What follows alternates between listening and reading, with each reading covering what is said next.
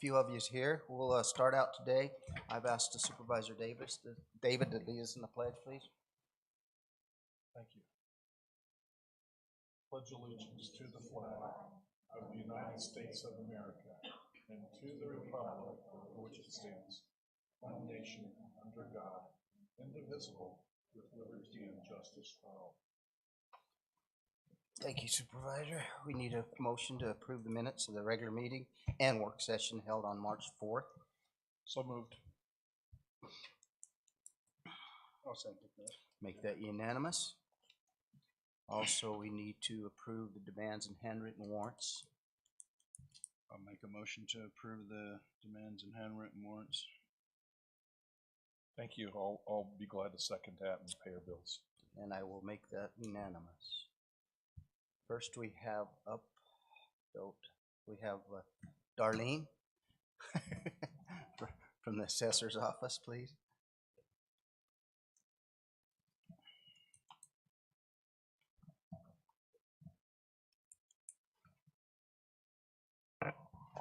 Good morning, Chairman Howard, members of the board, and Dustin.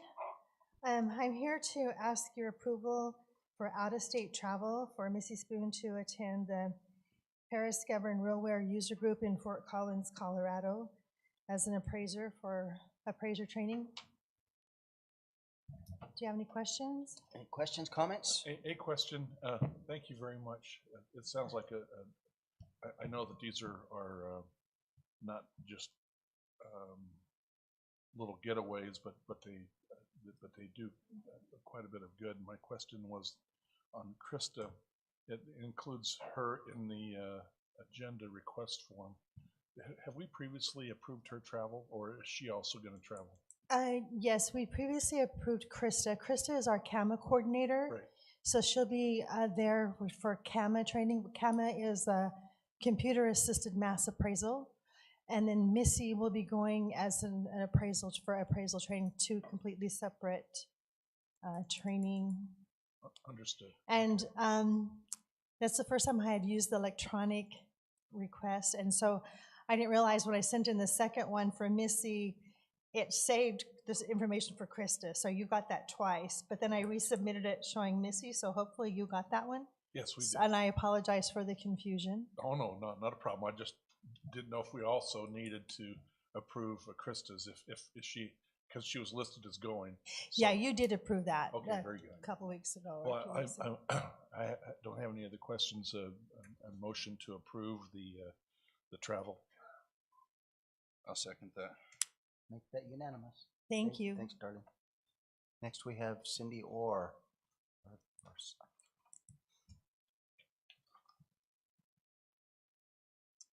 Good morning, members of the board and Mr. Welker. I'm here to present for your approval and offer for an over-the-counter tax deed on parcel 1095911. This offer includes all the minimum to cover the taxes, interest, and fees that we incurred to foreclose on the property. Discussions or questions? Mr. Chairman, I move that we accept the over-the-counter offer and with our gratitude for the work that's been done by the treasurer to get this done and create the income for our county. I second that. Thank you. I'll make that unanimous. Thank you, Cindy, for all you do for us. Again, you work very hard, and it's very apparent how much you put into it. We really appreciate it. Thank you so much.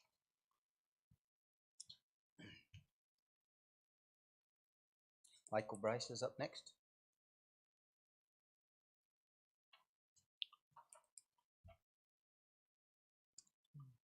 Mr. Chairman, members of the board, Dustin. Morning. So we've got several right-of-ways. I don't know whether you want me to read them.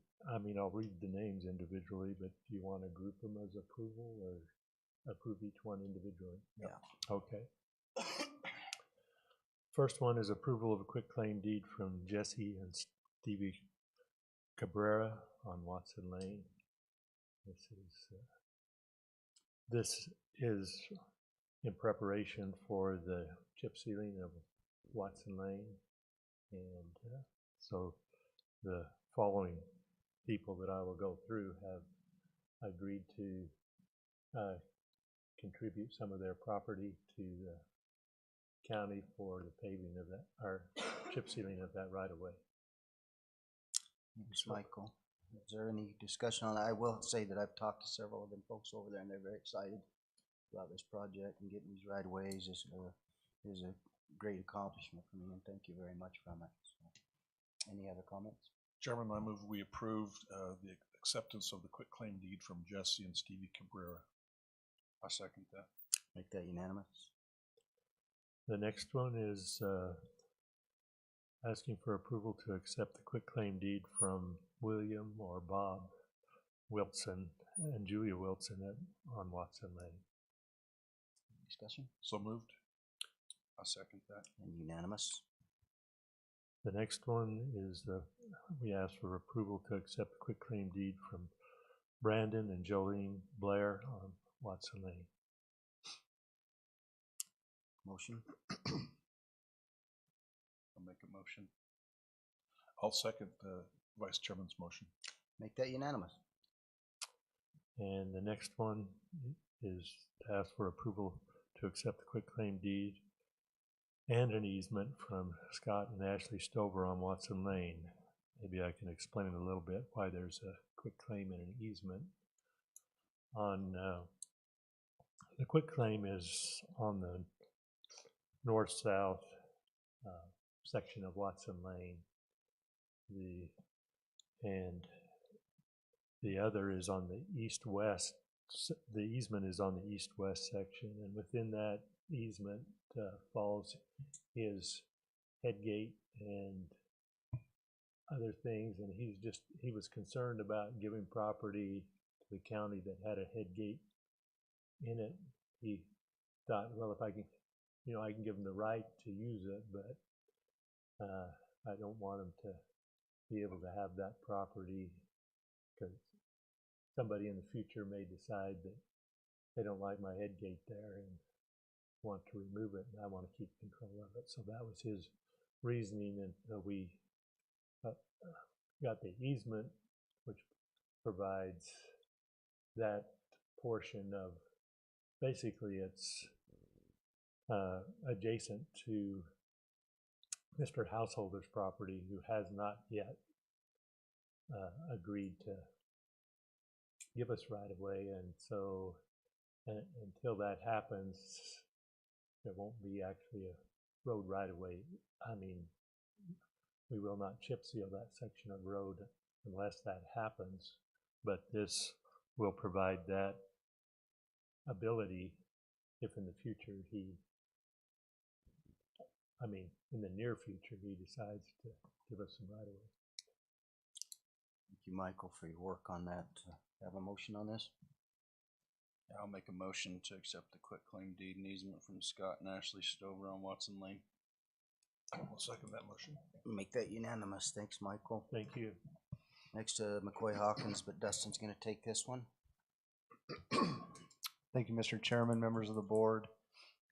This is an approval to ratify an unbudgeted capital expense not to exceed $380,000 to replace and install equipment and change this vendor for security access control and security cameras.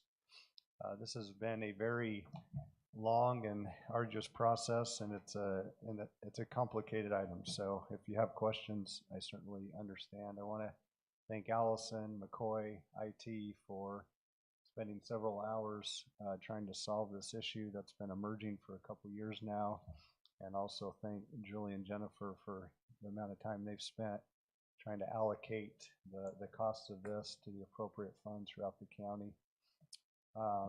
The history on this, we have had our door readers throughout the county through a company called Stanley for over 10 years. Stanley sold about 2 years ago to a company called Securitas, and we've been working with them to try to keep the system that we have up to date and active and functioning.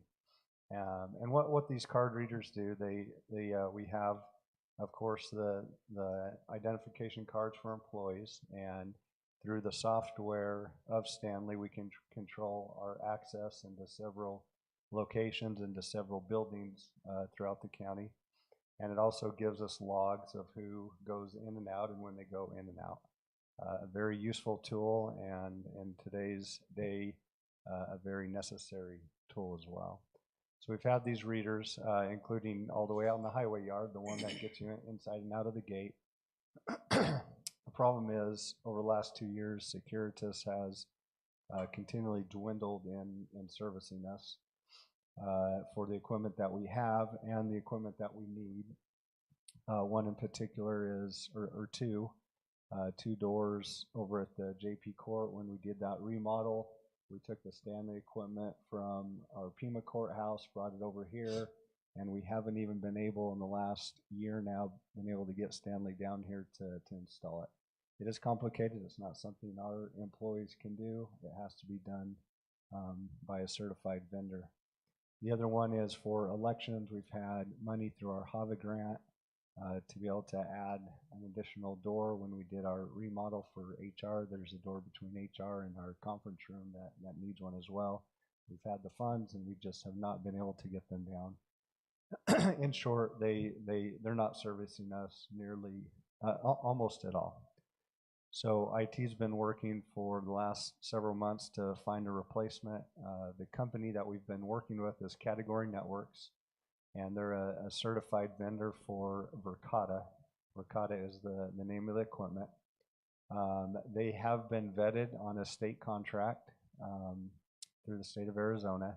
They are also used locally by the town of Thatcher and a few of our local school districts. They're definitely an established company, and with our meetings with them, we've felt comfortable basically using them and crossing over for them to take over the equipment. Part of the good part is there is some crossover between Securitas and Verkada. We can use not all of, but some of our equipment, including our cards, with their new equipment. So we've over the last several months have gone throughout the county to do an audit of what we have, and also to see what we need and where we really want to be. And we feel like this is a very good project, as we've received all these ARPA funds over the last couple years. This would be a perfect project to use with that fund balance and get us in a really good place going forward.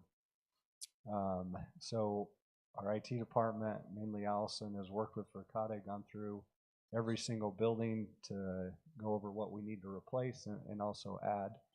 And the board has a spreadsheet to see all the places where we want to add card readers, and there's several places that we didn't even have before. The highway department is one example, and we've worked with them to be able to use some of their FEP funding, emergency preparedness funding, to do that and add readers and a camera over there. We presented this idea in a work session to the board 2 weeks ago because time was it was urgent. Time was of the essence, and we needed to get going on this because of some of the failing systems. And since that meeting, we have added a few places, many of them the suggestion of the board. We'll have cameras on this building.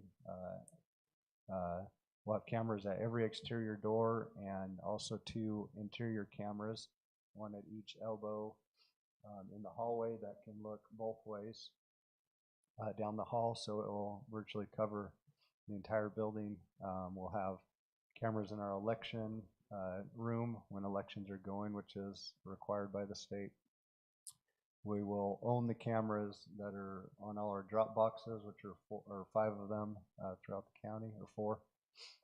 And also adding several cameras out at the fairgrounds, and replacing many of the cameras that we already have at the courthouse, highway. And in addition to all that, we had also budgeted for some of these readers and cameras at JP, and also down in the county attorney's basement, which we'll be able to use those budgeted funds as part of this project as well. one of the very many advantages of this is we've had cameras throughout the county for a long time, but none of them have been centralized. Some of them were through Valley Security, some through others. Some of the cameras were just a memory, on the camera. Some of them had software. What this will give us will give us a central location where all the cameras will feed to. They'll back up into cloud storage, and we'll be able to access those conveniently and whenever we need to, mainly when there's an incident. We'll not have anyone constantly watching the feeds. That won't be something that we have a staff to do, but they will be available to go through if we need to. And they can be watched if there was a reason to have an active feed. We can pull it up and watch it. And all of these things, the door readers, the cameras, they all can be given permissions by whoever needs to see them. So not just anyone will be able to see the cameras, or of course get in any doors. All of that will be controlled. Having said that, the breakdown, what we're asking is up to $380,000. The quote that we have right now is $372,000. Of that, the HAVA grant, which is our grant through elections, would pay for $11,000 to $22,000. We're still working out what can and can't be paid for and what we can ask for through there. Our JP2 recovery fees around $13,000. Through highway, through HER funds, $55,000. Through FEP, which again is the Highway Emergency Preparedness Fund, $8,000 to $13,000. Fair operations, $20,000. Recreation, $10,500. Both of those are out of the fair budget. The jail district, $15,000, and then general fund would be between $223,000 and $246,000, about $247,000. This is a 10-year agreement. Again, one of the things that we really like about this is it's a 10-year warranty. So this is a one-time payment up front, no annual reoccurring costs, and all the equipment, the cameras, the readers, everything have a 10-year warranty. And after the 10 years, we still own the equipment. We would have to roll into a maintenance agreement after that to keep the software going and everything. And I'm sure there will be an option to re-up on another warranty agreement at that time, but definitely something that is very much needed to step up our security on our door readers and cameras. And part of it was out of urgency and essential because of the failing equipment and response from our existing vendor. So with that, Mr. Chairman, I know that's a mouthful, and I know this is a big project that came on us somewhat quick, mainly because of the filling equipment that was coming at us, and we needed to get moving on this. So I'm happy to answer any questions. I've also asked Allison to be in here to ask any questions that I may not be able to, that are more technical. So, thanks, Dustin, for that report. It sounds to me like you guys have really dug in and done your homework, and this is going to be a great asset to the county for this day and age that we really need. And what's the timeline? How long will it take them to get this installed? So they can be here, and we have them scheduled to be, as long as we're able to ratify this today, the week of April 8th. Okay. Thank you. Any other comments or discussions, questions? I just want to thank everybody, Allison and McCoy, for their work and the effort they've put into getting this fixed for us. Obviously, the safety and security of our employees and county workers is most important. I know we've had some issues at the fairgrounds with vandalism and stuff like that that's costing taxpayers money, and I think the system will help us nip that in the bud. So very good, great comments.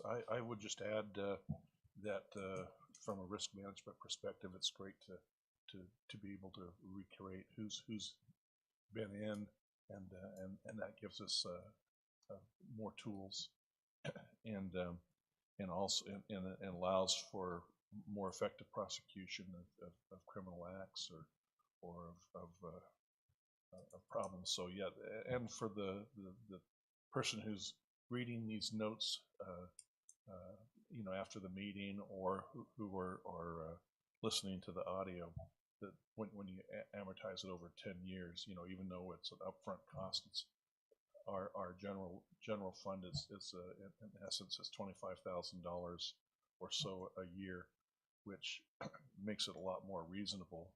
You kind of choke on the $370,000, but that's a capital purchase that'll serve us well for 10 years. Absolutely.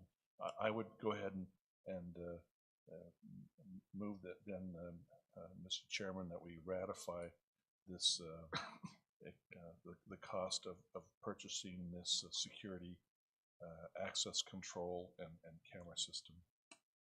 I'll second that. Make that unanimous. Thank you, Dustin. Thank you. Next is each of us have a chance to tell you what we've been doing the last couple of weeks, and I'll start off with our county manager, Dustin Welker. Thank you, Mr. Chairman. This time of year, watching our budgets very closely and watching how our revenues are coming in very closely. I've provided an update.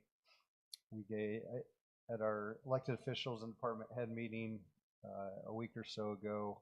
I gave a pretty good financial update, but we have some more numbers since then. We received our March 2024 sales tax numbers, and they came in well, the second highest March that we've ever had, but a little down from last year, about 2.5%.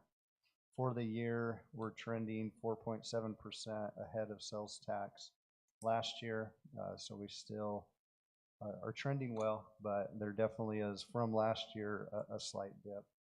Now, last year's numbers were record high, so we did somewhat expect that, and even budgetarily expected that. So we're looking fine. Local sales tax numbers. What we are a little worried about is our state shared revenues continue to dip, and that's a little more of a reflection and barometer of what's going on at the state level. Last year, for our March numbers, we received $560,000 in state shared revenues. This year we received $505,000. So $55,000 dip in 1 month was pretty significant, and we'll be watching really closely those numbers coming in the last 3 months and watching what the state numbers continue to do. A couple project updates. Our Gila River Fire Mitigation Project continues to go well, and in fact, they had a really good weekend. I got a call from Bill Brandow yesterday and had a good discussion, and they are actually done. We are done grubbing and masticating the 12 additional fire breaks. Bill's leaving for 2 weeks on a vacation, so I think he was motivated to get this done. And when he gets back, we'll work out the next part of this project, which is spraying those breaks over the next year for herbicide treatment. And then we had that work session with GWP, Gila Watershed Partnership, a couple weeks ago, and we'll be working with them to figure out and work out the long-term maintenance of those. Elections. So our presidential preference election is tomorrow. I don't know if Hannah knew that or not, but Hannah's been working really hard. She was here on Friday doing her poll worker training, which went really well. And as you can imagine, it's all hands on deck today, getting our 6 voting centers set up. We have our highway department, our parks department, our IT department, and some other volunteers and other departments throughout the county helping hauling that equipment to our voting centers, getting it all set up and secured and ready to go for a very long day tomorrow. The polls close at 7 o'clock tomorrow. We usually historically are the first county, so pressure's on Hannah, keep that going. But we usually report by between 9 and 10 o'clock that night. So if all things go well, which we're very hopeful, we'll be able to do that and have this election behind us and 2 more to go for the year. But just want to give kudos to Hannah and all the departments that have helped, and we've had just departments like our school superintendent, Mandy, was helping Hannah for several hours last week, just helping go through some of the equipment, do some of the testing, and we just really appreciate when we reach out and department has some capacity that you're helping us. We really appreciate that. Our maintenance department, we were able to sign a contract with Benny Diaz to drill a well at Central Park, which was kind of the first shoe to fall to try to get that Central Park looking like a park, which it hasn't for a very long time. And they'll be hitting that project this spring and getting it going. So we're excited about that. Out at the fairgrounds, if you've been out there, the weeds are running rampant. We're grateful for the rain, and the weeds follow. They did a good job this week of knocking those down, and they're getting ready for Little League opening day, which is this Saturday on the 23rd. Just report the fields are looking pretty good on the Little League fields, and they're doing a good job getting those ready. We continue to remodel the concession stand down there. Trey's been doing a good job on that, and hopefully we'll have that up and ready, and we're still looking for a third party to run our concession stand, so that search continues. Of course, we approved all those right-of-ways today, kind of in the nick of time. Our highway department started last week doing a lot of work on Watson and Foot, getting those two projects ready for chip seal. Those were our two big ones, and they're looking really well, and we will have those chip sealed this spring. On Friday, I was down with the rest of the county managers at the County Supervisors Association. Had a lot of talk about the ongoing issues throughout the state. We spent a very long time talking about AOC and probation and Mr. Byers' letter stating that he was not confident that the state was going to fund probation salary increases going forward, which is very disheartening and something that we'll continue to petition our legislature to do. It is their responsibility, and they need to step up and do that. Probation employees are state employees. They're the responsibility of the state, and they need to understand that and take that on. I will ask the Board of Supervisors to be in contact with Senator Gowan and Representatives Diaz and Griffin and remind them of that responsibility that is theirs to fund our probation officers. We also had a meeting with our Arizona County's insurance pool. We had a very good briefing from our broker that secures our insurance rates. And it is a bit of a hard market going into this year. We will certainly see some increases on the liability side, not as much on the workers' comp side, but property insurance is going up and cybersecurity as well. As far as county goes, I mean, governments, you can imagine governments are one of the biggest risks for an insurance company. So the pool, when we're looking for insurance companies to cover 13 counties, is a very small pool, limited pool. And when we do go out for our rates, it is literally a worldwide search, not even just a state or nationwide, but a worldwide search getting those rates.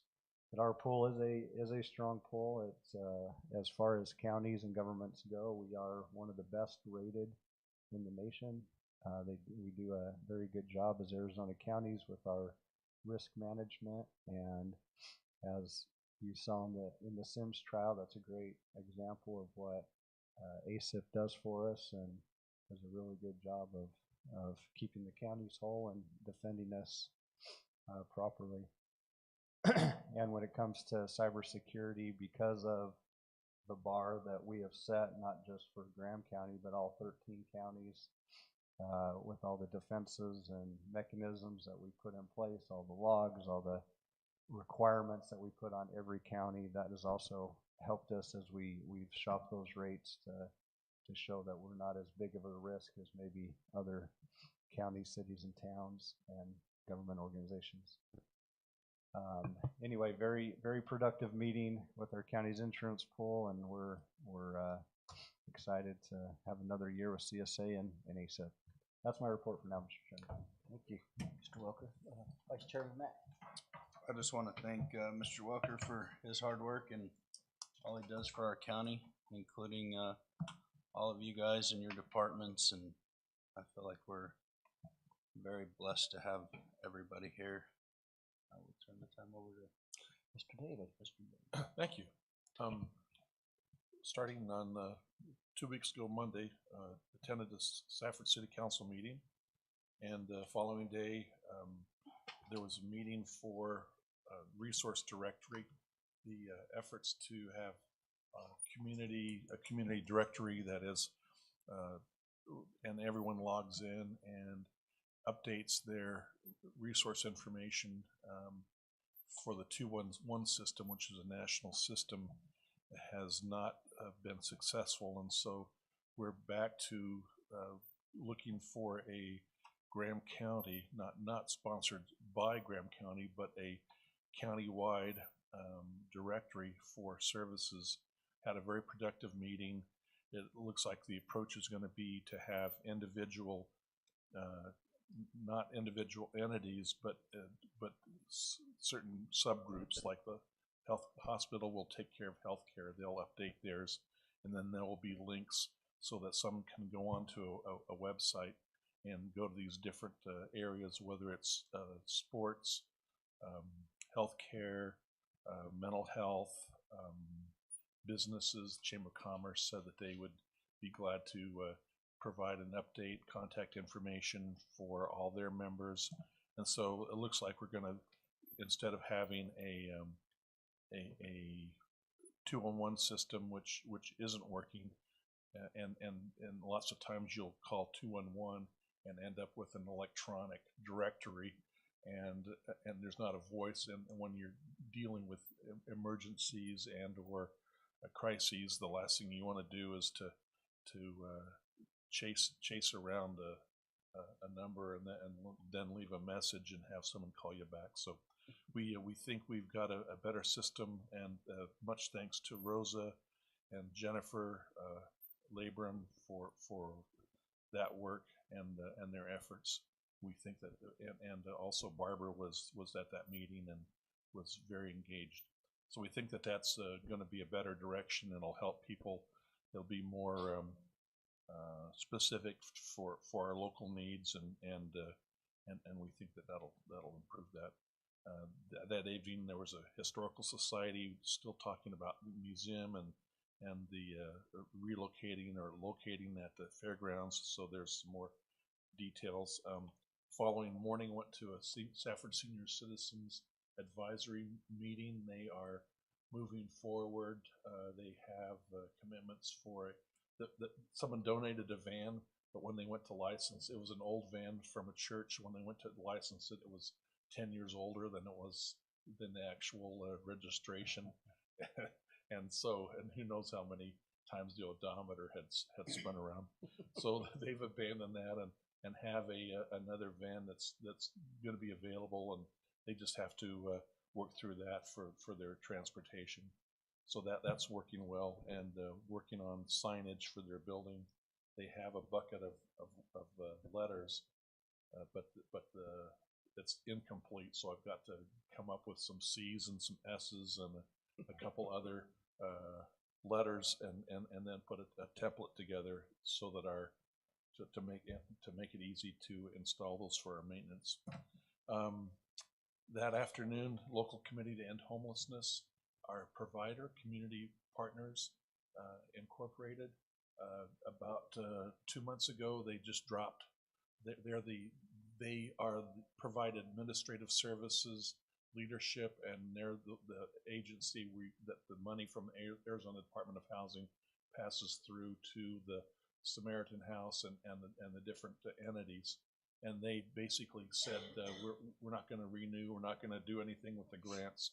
And so we have an option to go with the Catholic Community Services, and Terrence Watkins, who has done a great job of working for CPIH, has taken employment with Catholic Community Services, but to looks like we had someone to rescue us, and then all of a sudden CPIH said, "Oh, we want to do it now," and so we've got a Zoom conference later this week where we'll have presentations and make sure that we've got a reliable and a reliable partner who will keep the Samaritan House and these other our local community and homelessness funded and organized. So next evening, thanks to Brian, with all the conference rooms closed, he allowed us, the Desert Cat Rescue, to meet at the upstairs in the health annex. Following morning, the 15th, had a CSA LPC meeting, which our supervisors all joined. So when they say, "Well, I did this and did that," and they don't include it, they are there and they're listening attentively and helping kind of create an approach to some of the legislation. Then later that afternoon on the 15th, I went to a mental health awareness, the 5K, 10K organizational meeting. And that was that for last week. And then the week before, we had a good work session with the courts, and a presentation by our Judge Peterson, and showed some of, thanks to Julie and Jennifer, we were able to show some trends and some numbers to reinforce our request that there may be some economies, some savings in their operations. And I wanted to thank, she's not here, Cindy and Renee, for the health assessment. That went really well. It's really critical. I give the health assessment data to my physician, and he prods and pokes me accordingly. So, and then there was a substance abuse coalition meeting that was on the 5th, and then the Graham County Veterans Services meeting, Gila Valley Veterans Service meeting, and that evening they're talking about later on a resource fair at the fairgrounds in the fall, and then Veterans Day. Cooperative Extension, we all attended that. They're doing well. They're doing so well that they're out of room. So we're looking to continue to support their efforts, and looking into helping them with the fact that they are overflowing their facility.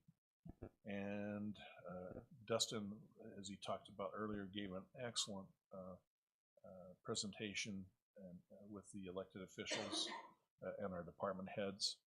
And speaking of that, I just wanted to say, in addition to Hannah gets overtime. When she doesn't get overtime, we don't pay her overtime.